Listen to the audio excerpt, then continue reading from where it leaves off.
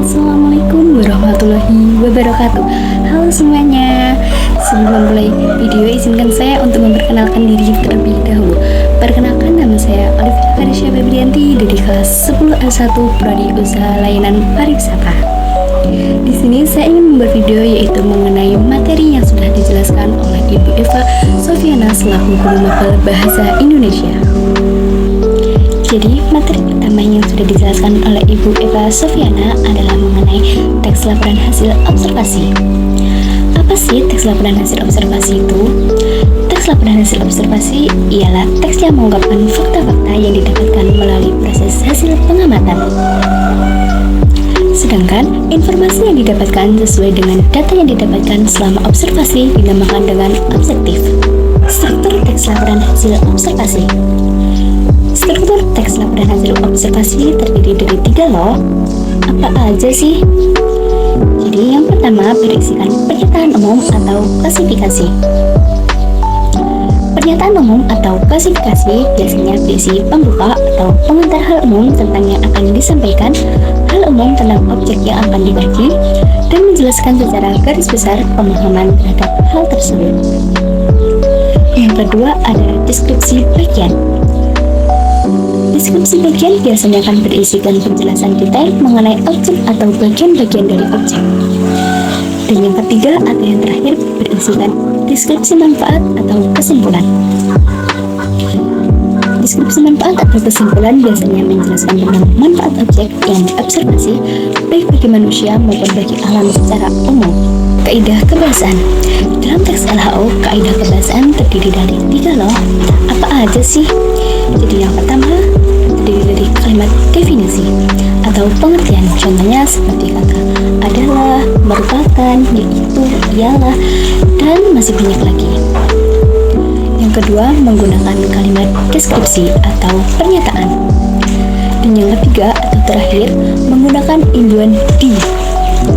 Fungsi imbuhan di untuk menunjukkan kata kerja pasif, sedangkan untuk kata depan menunjukkan waktu dan tempat. Jangan sampai salah ya. Laporan hasil observasi dapat disajikan secara populer dan ilmiah. Apa sih perbedaannya? Jadi, karena laporan populer memiliki bagian-bagian yang lebih fleksibel, tetapi bagiannya tidak lengkap. Sedangkan ilmiah memiliki bagian-bagian yang lengkap dan sistematikanya teratur. Jadi, kalian pilih mana nih? Populer atau ilmiah? Materi yang kedua berisikan teks anekdot. Apa sih itu teks anekdot? Jadi, teks anekdot adalah cerita singkat yang lucu, menarik, dan mengesankan yang berisikan kritik atau sindiran terhadap suatu fenomena, kejadian, layanan publik, atau perilaku penguasa.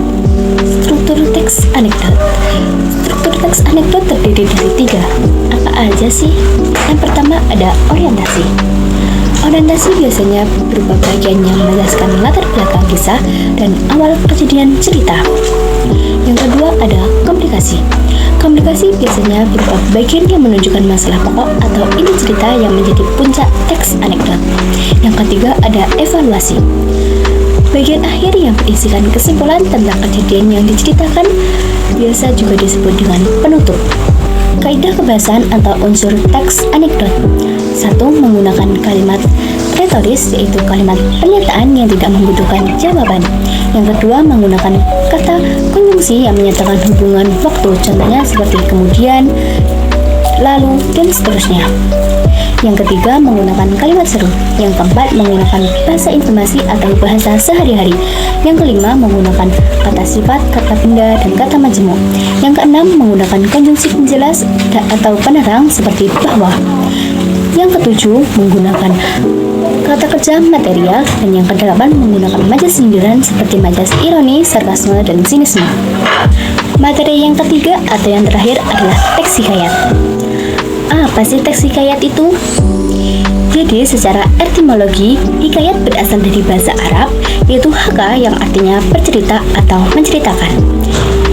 Sedangkan secara terminologi, hikayat adalah karya sastra lama yang berbentuk prosa yang di dalamnya mengisahkan tentang kehidupan dari keluarga istana, kaum bangsawan atau orang-orang ternama dengan segala kehebatan, kesaktian ataupun kepahlawanannya. Karakteristik dari teks hikayat adalah mustahil, tokoh sakti, istana sentris, anonim, dan alur berbingkai. Nilai-nilai yang terkandung dalam hikayat adalah nilai religi, nilai moral, nilai budaya, nilai sosial, dan nilai edukasi. Teks hikayat terdiri dari 6. Yang pertama, abstrak. Abstrak adalah ringkasan ataupun inti dari cerita yang akan dikembangkan menjadi rangkaian-rangkaian peristiwa atau bisa juga berupa gambaran awal cerita. Abstrak bersifat opsional atau tidak harus ada. Yang kedua ada orientasi. Orientasi adalah pengenalan cerita yang berkaitan dengan latar hikayat tersebut. Latar berkaitan dengan tempat, waktu, dan suasana. Yang ketiga ada komplikasi. Komplikasi adalah urutan kejadian yang mulai memunculkan kerumitan cerita. Yang keempat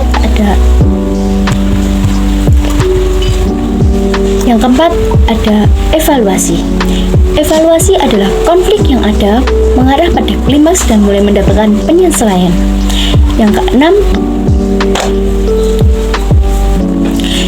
Yang keempat ada evaluasi. Evaluasi adalah konflik yang ada mengarah pada klimaks dan mulai mendapatkan penyelesaian. Yang kelima, resolusi. Resolusi adalah munculnya solusi terhadap permasalahan yang dialami tokoh dan pelaku. Yang keenam atau yang terakhir adalah kode. Kode adalah nilai atau pesan moral yang dapat diambil dari cerita.